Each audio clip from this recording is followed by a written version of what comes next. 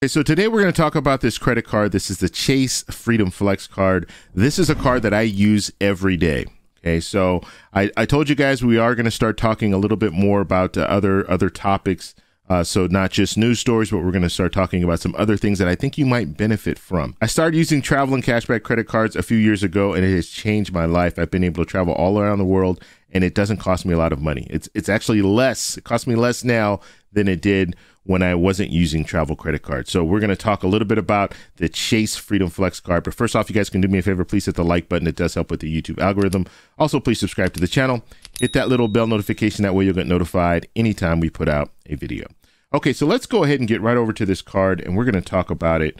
And like I said, I use this card on a daily basis. This is a card that I'm always using. And the first thing that I always like to look at is the annual fee, because in some cases, people don't want to pay an annual fee for a credit card. In most cases, people don't want to pay an annual fee. However, I do see certain credit cards that you can get that value if you spend an annual fee of maybe $95, or even if it's $450 or $550.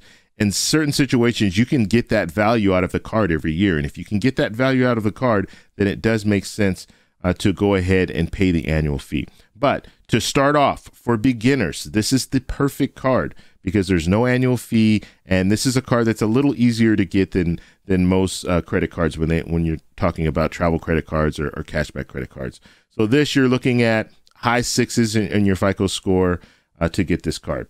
So zero annual fee. That's the first thing that I look at. The next thing I look at, cash back. You're getting $200 cash back. That's after spending $500 in the first 3 months. Okay, so $500 in the first 3 months, you will get $200 cash back. Now, the $200, they convert that into points, so it's going to be 20,000 points. But you can always use those points to either get gift cards or as a credit. And so you can get just use your card and get it credited to your account. So you can also do that. So you don't have to necessarily use this card for travel. Like, just because they transferred into points doesn't mean you have to use those points for travel. You can use it to get a gift card. And so those 20,000 points is equivalent to $200. Okay, so let's take a look at, I want to go over the categories here because this is really important when it comes to using a card to earn points. Now, the first thing here, you're going to earn 5 points for every dollar spent, and they rotate these categories. Okay, so every quarter, they're going to rotate the categories. Right now, it's gas stations and home improvement. So if you go to a gas station or you go to a home improvement store, you're going to get 5 points for every dollar spent. Now, they cap this off. They will cap it off at $1,500. So $1,500 for the whole quarter. So let's say you want to use it for gas, mainly gas. You're going to the gas station for that first quarter, and you're getting 5 points for every dollar spent. But then you don't spend the full $1,500, so you still have some left over.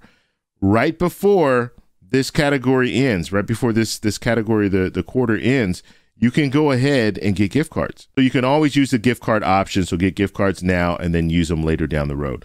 Okay, so the next category here, 5 points for every dollar spent, and that's purchases through the Chase Ultimate Rewards portal. So if you're using the portal to book travel and things like that, you can benefit from 5 points for every dollar spent, so that's good.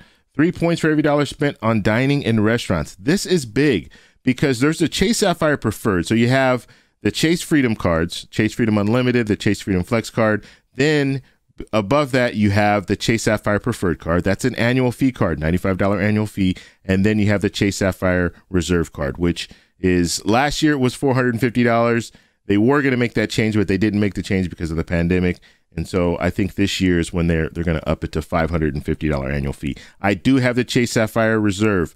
I like the card. I get the benefits that I need out of the card. So that $550 annual fee or $450 annual fee, it's worth it to me. It's not worth it for everyone, but in my situation, I like it. I travel a lot, so I use the card all the time.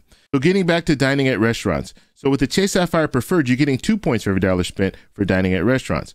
But with the Chase Freedom Flex card, which is a zero annual fee card, you're getting 3 points for every dollar spent. That's the same as the Chase Sapphire Reserve, the card that you're paying that $450 or $550 annual fee. You can see how this card stacks up when you're looking at some of the categories with some of the other cards that are out there. All right, you're also going to get 3 points for every dollar spent at drugstores. Now, this is big because I go to drugstores a lot to make purchases. I'm getting 3 points for every dollar spent. So in a lot of situations, I'll go to the drugstore before I go to a grocery store if I know I can get what I need at the drugstore, because I'm getting that 3 points for every dollar spent at the drugstore, but I'm not going to get that same value out of the grocery store unless it's in the rotating category, which starting in July on the Chase Freedom Flex card, you're going to have grocery stores. So I'll be able to get 5 points for every dollar spent just for that quarter. All right. And then you're going to earn 1 point for every dollar spent on all other purchases. So that is what this card is all about. This is a great beginner card, and you can also use your points. So you can earn these points here. You can transfer them up to those other cards I was talking about. Chase Sapphire Preferred, Chase Sapphire Reserve, those are travel credit cards. I can transfer those points up to those cards, as well as if you have a business credit card, the Chase Inc. Business Preferred, you can transfer points over there, and you can use those points to transfer to travel partners. Okay, so you can transfer them to different airlines, hotels, and use those points for your trips. And that's what I do. I don't do cash back. I will transfer those points up to one of those cards, one of the 3 cards that I mentioned, and then I will go ahead and use those points for travel. And right now I have the Chase Sapphire Reserve and the Chase Inc. Business Preferred. I do not have the Chase Sapphire Preferred. So all in all, this is a great beginner card. So if you are interested in getting cashback cards, I would go with Chase. I would start with Chase because they do have a 524 rule.